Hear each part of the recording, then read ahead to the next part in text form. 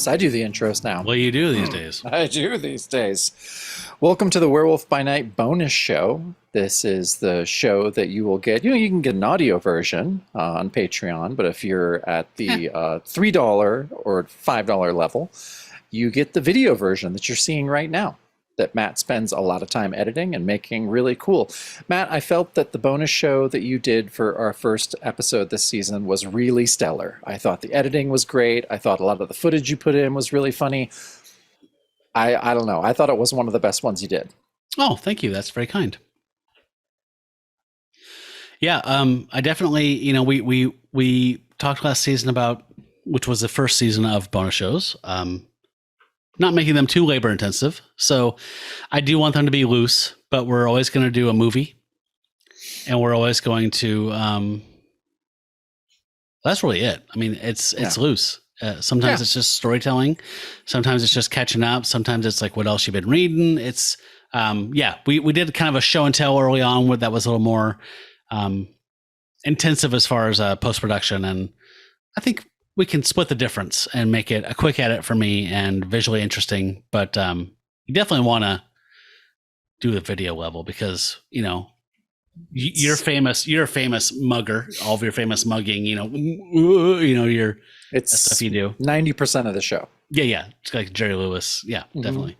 So if you're just listening, I mean, have you heard Steve Martin records from the 70s? It's like half the show is gone. Yeah. You can't hear an arrow through the head. Not really. He tries, though. You can't hear a fish tie. It doesn't work. So anyway. So we do talk about werewolf media this season.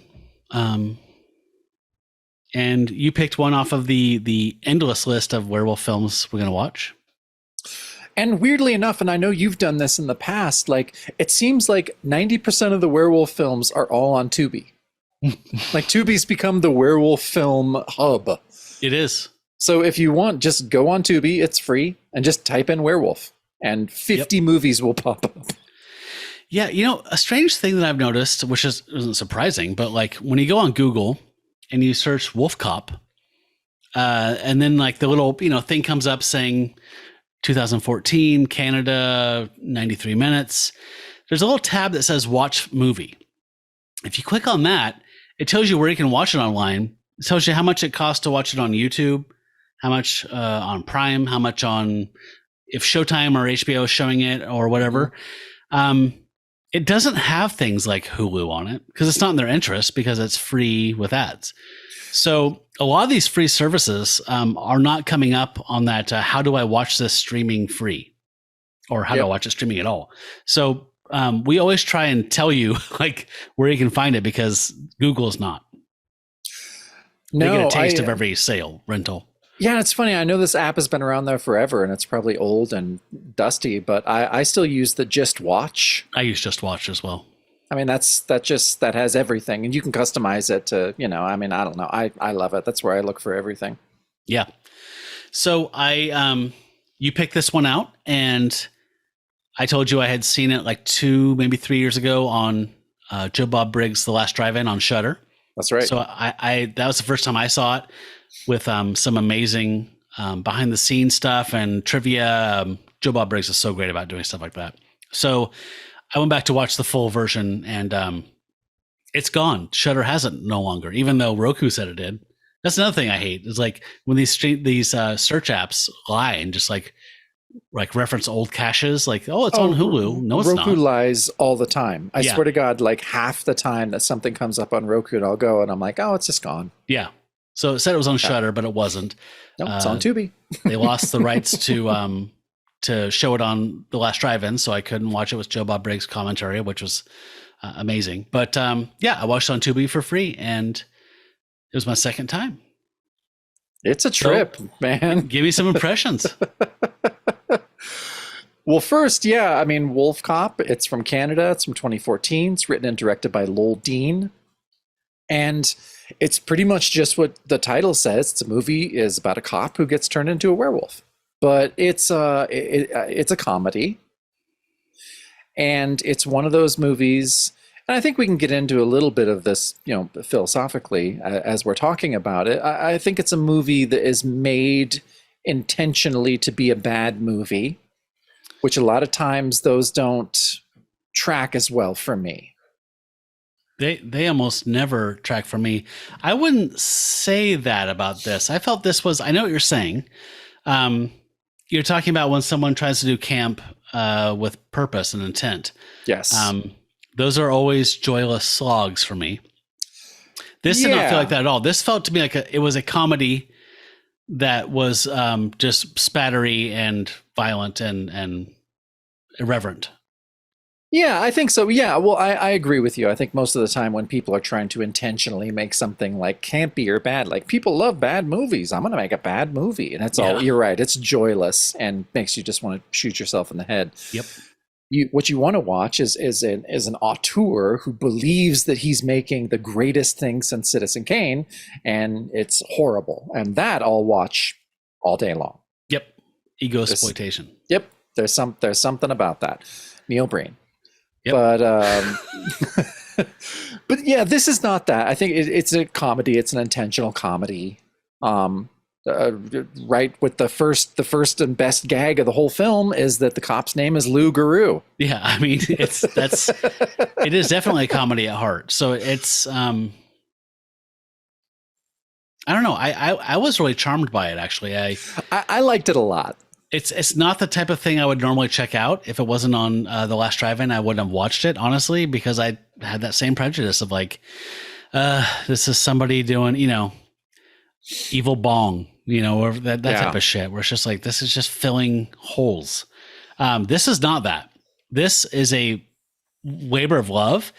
I think that they got, I'm probably getting this wrong. Because again, it was Joe Bob Briggs info, but like I think they got a bunch of grants from the government to help make this, and most of their budget went into the special effects for the transformation scenes, which are amazing. They really are. I mean, they're not Rick Baker quality, but they're fucking not a damn far sight from that. No, they're great, and we'll talk about those as we go through, but. Yeah, I thought it was great. It's not a low budget movie. No, it's not done on a shoestring. It looks good. There's a really great soundtrack. I thought the soundtrack was actually really cool and really perfect funny. Soundtrack. Yeah, it was awesome. Match the tone. Yeah, no, it was whoever did that did a really, really good job. So basically, yeah, it's about a cop named Lou Guru. He's kind of drunk and incompetent. They live in this little town called Woodhaven. And yeah, there's a lot of, weird kind of secrets about the town that come out as the film goes on. I do like how they advertise the annual drink and shoot that's happening in the town, which made me laugh every time they said it. I know. I thought it was funny every time too. It's really funny how serious people take their drink and shoot, especially. Yeah, I understand that really well these days.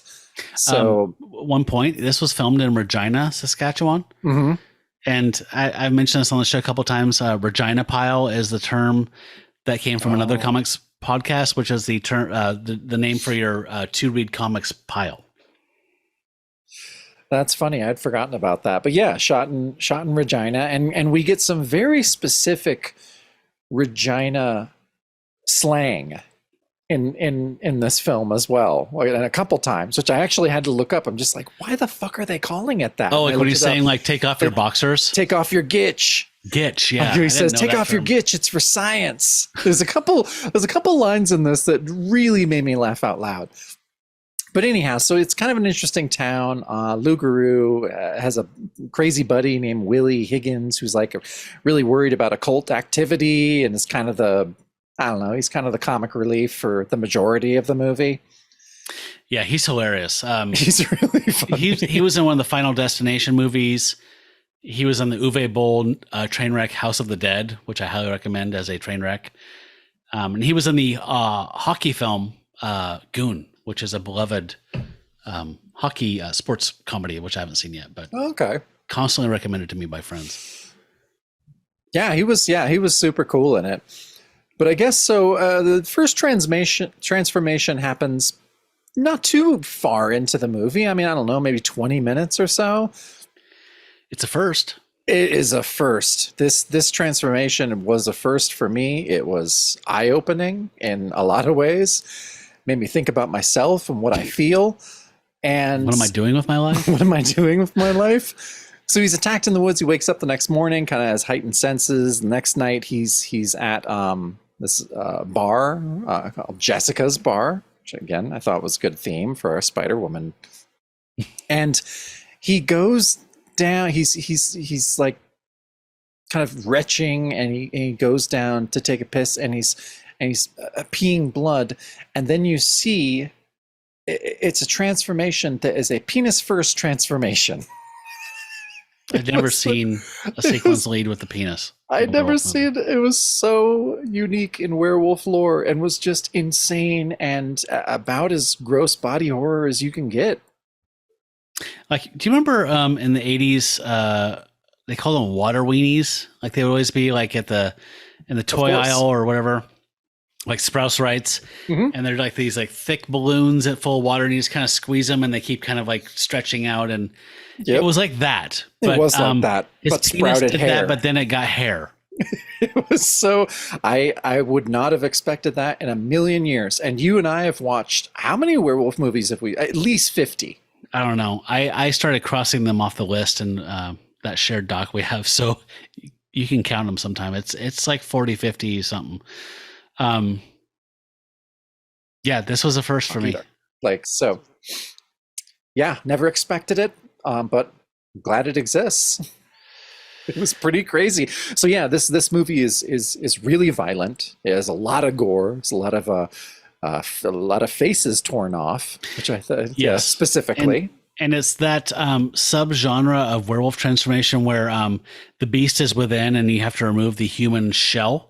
So yeah, that was if so you have cool. an issue with that, yeah, like that thing where it's like you're pulling off the impediment of the human exterior, that it comes up in a funny way, actually a way that made really grim humor.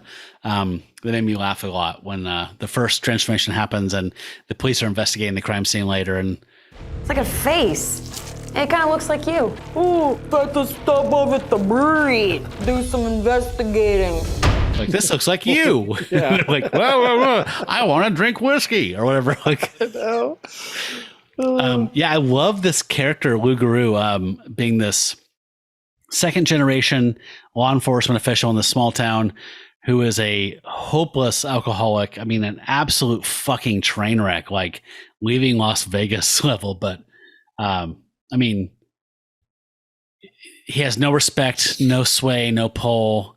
So you always get that kind of that same thing that's like in Teen Wolf or whatever, where it's like, you know, I'm a schmuck, and then I get this power, this thing, and then I become male or whatever. Yeah. And people start respecting me or whatever, you know, I start doing what I have to do. In many ways, this felt to me like it would be an indie comic, like Liquor Donuts, this business called Liquor Donuts that sells liquor and donuts. Felt very comic-y, like the Tick or something, like, you know what I mean? Like that just kind of 90s, like just really broad yeah, for humor. Sure. Yeah. Yeah, and that's what the whole film really is. And I don't know how much you want to go into it, but I mean, I think we should at least talk about that. Yeah, he's a normal werewolf, but then, like Jack Russell, he eventually kind of is able to have his personality there. And he decides, oh, well, I'm still a cop. I'm going to put on my cop outfit and go and fight crime as a werewolf wearing the cop outfit and shooting my gun. Yeah, I think we're fine talking around just none of the reveals. So all this stuff is fine, right? Yeah, but I mean, I think one of the most ridiculous things and that I loved so much was, after he becomes WolfCop, and he's in his uniform, he has his gun, and he has his cruiser, and they stop to soup up his cruiser to make it to that sequence. I was just like, oh my fucking God. Like I was just like, okay, I'm all in montage now. Scene. Oh right? God, it was so good. Like that made me laugh so hard. I was super impressed with again, the special effects of the transformations and stuff was great, but like just the way they physically made him look is amazing. Like he looks rad. He looks great. Yeah, he looks really, really great. Yeah, the effects are great. The werewolf makeup is really, really good. And so, yeah, I mean, as a cop, he busts up a meth lab. There's all this he does a lot of cool shit as a werewolf. There's even a werewolf sex scene. Yep. We don't get that a ton. No. And I think the last thing we should say about it before we maybe transition out is it also has Jesse Moss, who is from Ginger Snaps. He was the dude that slept with the sister and gets infected with the lycanthropy and starts changing. I always refer to him mentally as like the Canadian, like B Tom Cruise. Like he's got this kind of cocksure, kind of like Tom Cruise kind of thing whenever he's in films. But I was telling you when we were watching this through text, I was like saying, oh my God, when is he playing Justin Trudeau? Like he looks exactly like fucking Justin Trudeau. He really does. Especially as he's getting a little bit older. Yeah, but fun. he was great in it. Yeah, there's a pretty decent reveal at the end, kind of talking about Lou Guru's father, secrets of the town founders, and yeah, I thought it was cool. Like it's goofy as shit, but it also has kind of a cool turn at the end, and I really loved it. I thought it was really, really fun. I'm glad you liked it. When you said, do you want to watch some shit on Tubi? And I was like, okay, I've seen this and I kind of liked it. I hope he doesn't hate it. No, I didn't hate it at all. Okay, good. I thought it was awesome. No, I think it's a super charming movie. It is obviously a labor of love. They got money from the government to make it awesome, but like, I think they took a lot of time, if I recall correctly. Like this took like a couple of years to make. And it all that love, all the effort is on the screen. Like you can totally see it. So yeah, I think it's super charming. I think they did a comic book or something. There's some spinoff. Yeah, and I might be wrong. There's definitely a sequel, which we'll have to watch at some point. Yeah, we're gonna have to watch it. We'll watch it toward the end of this season. Yeah, so we'll space that out a bit. But yeah, I think we're both fans here. So cool. I would check out WolfCop. It's free on Tubi and. I think IMDb or Roku changed their free service name to like Freevee. It's now Freevee, which I hate so much. Is that what IMDb became? Yeah, IMDb TV became Freevee. Okay, Freevee. Yeah. So you can watch it for free on those two services with ads. Yeah. And yeah. The soundtrack, by the way, was by Shooting Guns, is the name of the band that did most of those songs. They're great. Yeah. Just good, hard rocking. I can't say enough good stuff about this. It was just super charming. Yeah, it was. So, man, I'm kind of excited that you have a new segment you're going to debut. I do, because we talked about the Enforcer. I started thinking about a storyline that to me meant a lot back when it happened. When we were on Marvel by the Month, they were talking about the Mr. Klein, the infamous Mr. Klein storyline that Conway did when he was very young and writing way too many books. And he tried to have this sustained storyline that was like this big slow build and this slow burn and this big reveal. And he really shat the bed. And it's not his fault because he was like 20. He was 20. But this was like, I want to talk about the Scourge. The Scourge was a storyline that happened through the mid 80s. I don't know 100%. I will probably do a little bit of talk about it here and there throughout this season, but I want to do really quick reviews of Scourge appearances throughout the Marvel Universe in the 80s. So I think editorial created the storyline to thin out the ranks of some of the less cool villains. And more like underworld people, right? Like whoever did, like they were just like, there's too many underworld figures. We gotta clean it up. Yeah, but I think there was also, yes, I agree with that. But I think there was also, I believe I've read that they kind of said like, it's the 80s now. Craven blew his head off. So let's not have like Blue Streak, who's a roller skating villain, or let's not have, Big Wheel, a guy who has a literal big wheel that he rides around in and steals stuff. Like, I think they wanted to distance themselves from a bunch of these guys like Porcupine and Blue Streak and stuff like that. So they decided let's thin out the ranks with a vigilante. So, I'm calling this The Urge to Scourge, and this is the first episode. Oh, yes, they call him the Scourge. He'll cook up justice to serve. If there's a villain to be found, he will be hunting them down, and all their sins he will purge. Oh yes, they call him the Scourge. He's got a villain killing urge. If there's a baddie around, the Scourge will mow him down. So play a funeral dirge. Yeah! So our first issue here, we're talking about Iron Man 194. And this is the first appearance of the Scourge. And this issue is kind of an odd one. So at this point, Tony Stark was using his original armor, and Rhodey was using the main armor, the Mark II or Mark IV or whatever it was. But they're separated. Iron Man's lost in the Pacific, and Hawkeye and Mockingbird are trying to find him. Meanwhile, there's a really cool storyline with Rhodey talking to Hank Pym, and Hank is working on some dimensional portals, and this guy busts in, and he's like, "Hey, I need you guys to make me small because the cops want me, and I'm a murderer." And he somehow gets flown through this portal. It looks like a what are those sketcher things called, where you like put the pin in, and you have these Spirographs. He goes into a spirograph universe. So it's Rhodey, Iron Man, Hank Pym, and this thug floating adrift in this weird spirograph universe. Very little of it has much to do with what's actually going on here. But at the end, there's a woman named Alice Nugent, who is Tony Stark's or Hank Pym's assistant. So there's a big gray gelatinous thing that comes up as Alice Nugent is looking at the portal that Hank went through, and it grabs her. But we cut away, hard cut, to Stain International. And apparently there was an agent named Termite that was sent to dispatch someone and failed. And we see a female figure here saying Obadiah Stane does not tolerate failure. And so they had to kill Termite. They want to kill Termite because he failed and he's a loose end. So she says, "Perhaps I can be of assistance. I have many contacts on the West Coast. May I?" As she picks up the phone. "Certainly," says Obadiah. "This sounds like a good job for the Enforcer." So soon we get the Enforcer on the phone. He's like, "So this Termite guy, he's in the slammer, you say?" "Say no more, ma'am." And he's loading up his gun. He's like, "Nice little contract. 10 minutes work. I get 50 grand. Nice." And this ends with him putting on his fedora and his overcoat like he did in Spider-Woman. Might as well get started.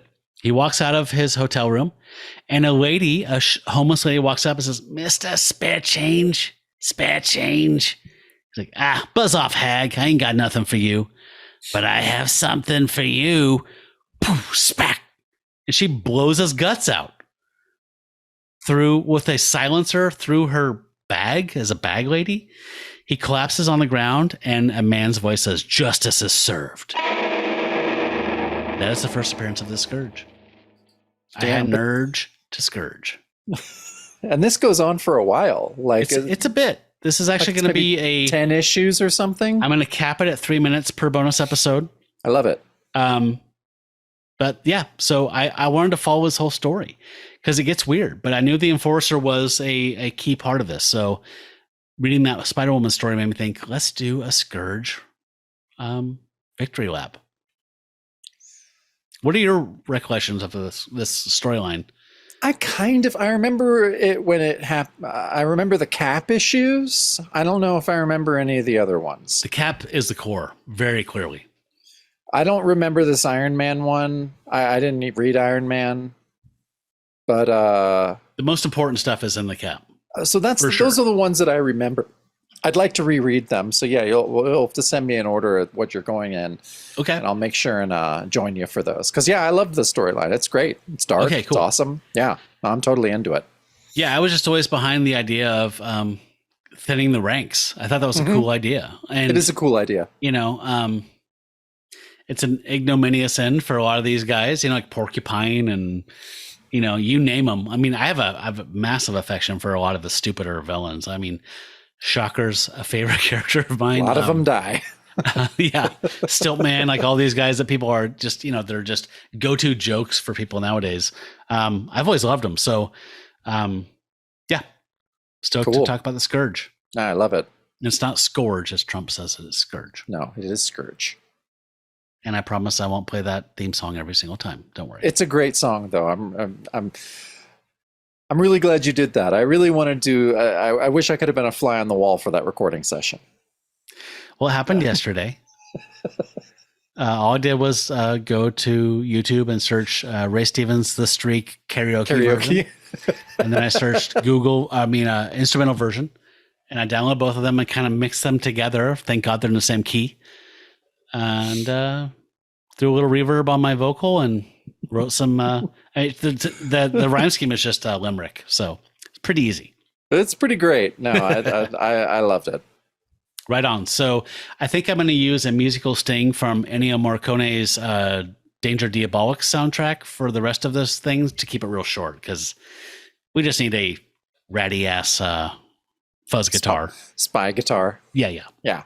That'll do it in the future, but we had to get the streak, the Scourge thing this first time around.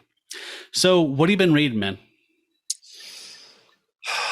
Nothing super memorable. Tonight, actually, before we started recording, Alicia was doing the thing that she does, which she goes on Comic Book Plus and reads, public domain comics. And there was which I'm sure you've seen before. There's a character named Herbie that was in ACG with the glasses and the glasses. Yeah, and the I love that cut. guy. He's such a Dan Clowes character, right? Totally. That's just Dan Clowes. Like, that's his entire style. Yeah. And Alicia was reading an issue, and I'm going to send you the pics so you can put them up. I took some screenshots, but it's Herbie meets the Kennedys. What? And JFK tells him that he's like, oh, Herbie, I'll give you 10,000 tanks and whatever you need to end this war. And Herbie's like, I just need one thing, lollipops.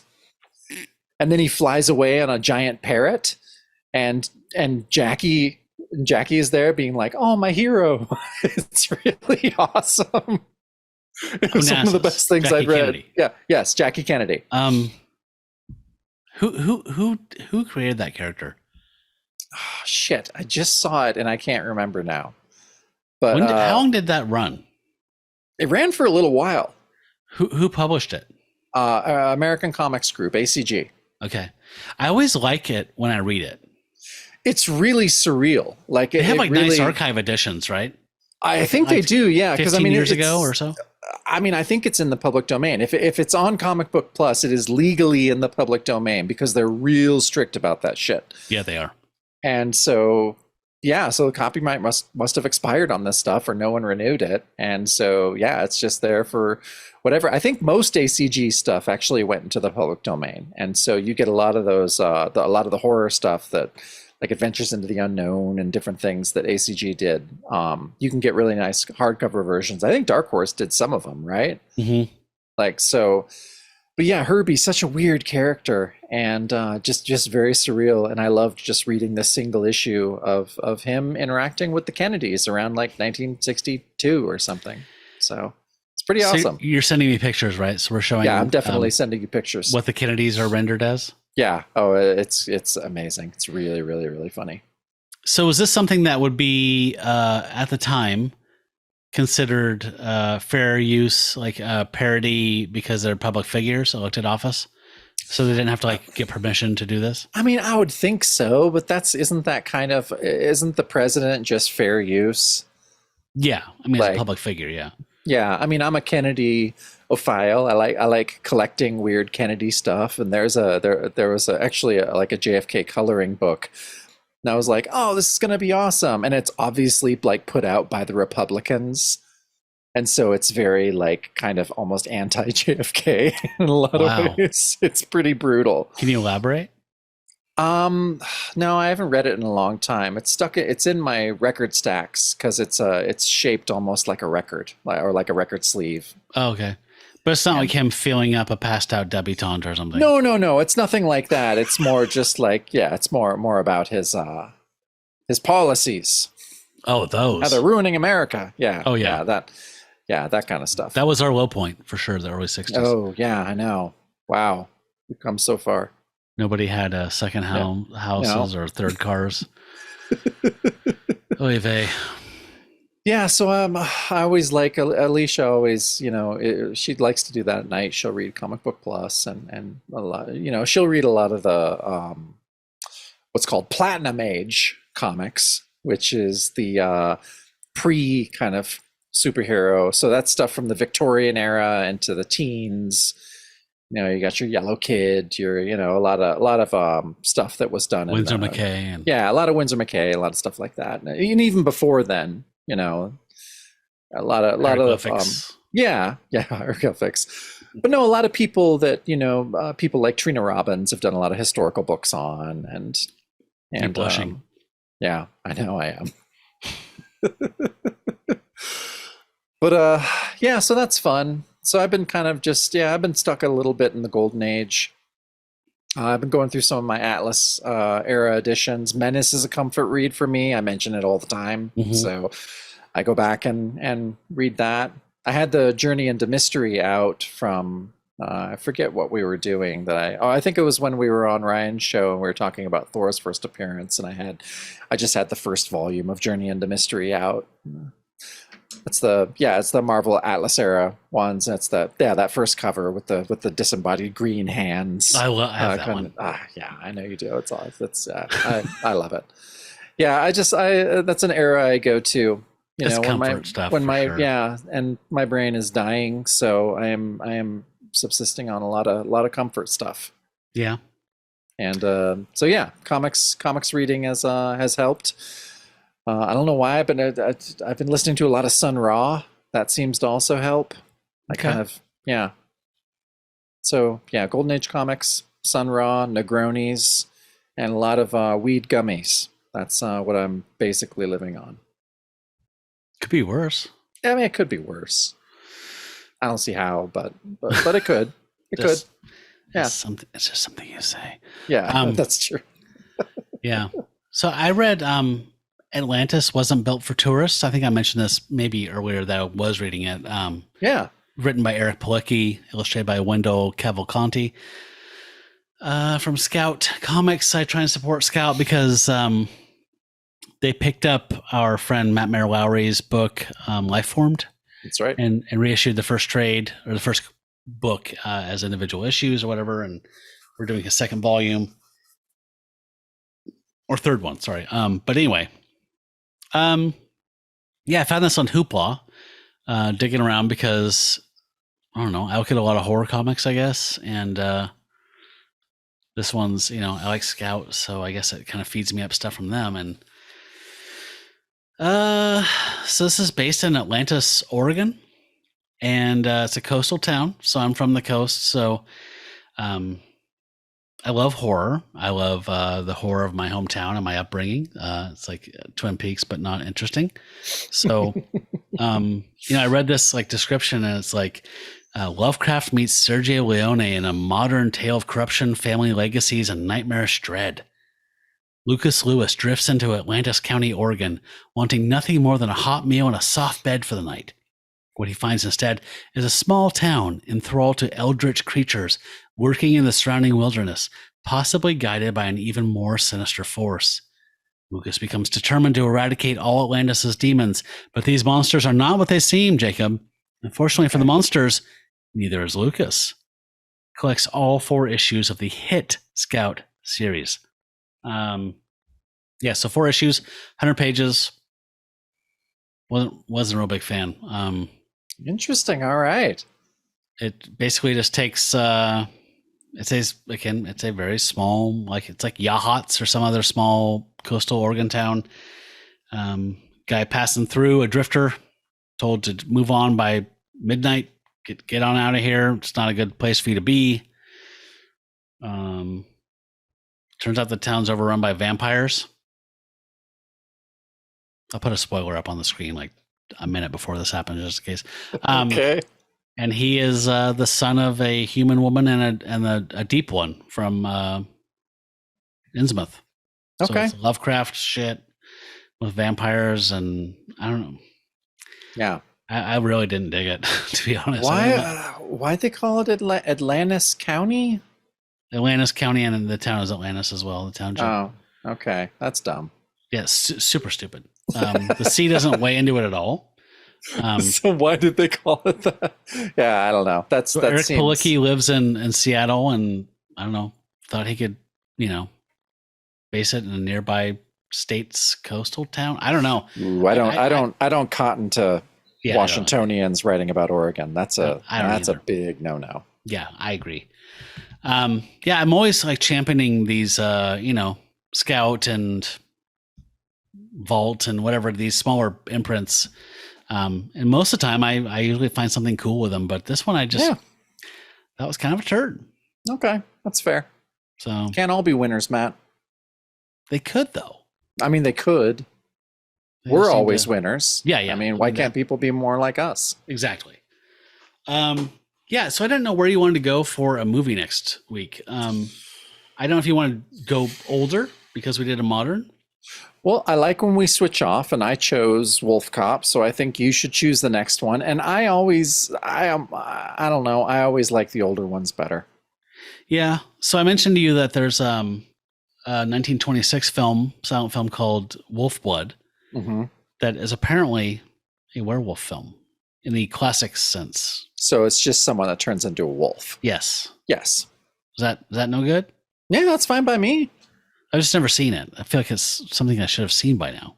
Is it easy to find? Yeah, it's on YouTube. Oh, okay, cool. I'm sure it's public domain. Yeah, so let's do Wolf Blood. Okay, sounds awesome. I love it. Okay. All right. Anything else we can do on this bonus app? I think so. Really kicked its ass. I think so too. I think we should put it to bed.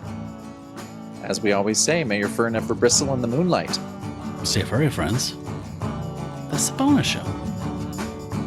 Okay?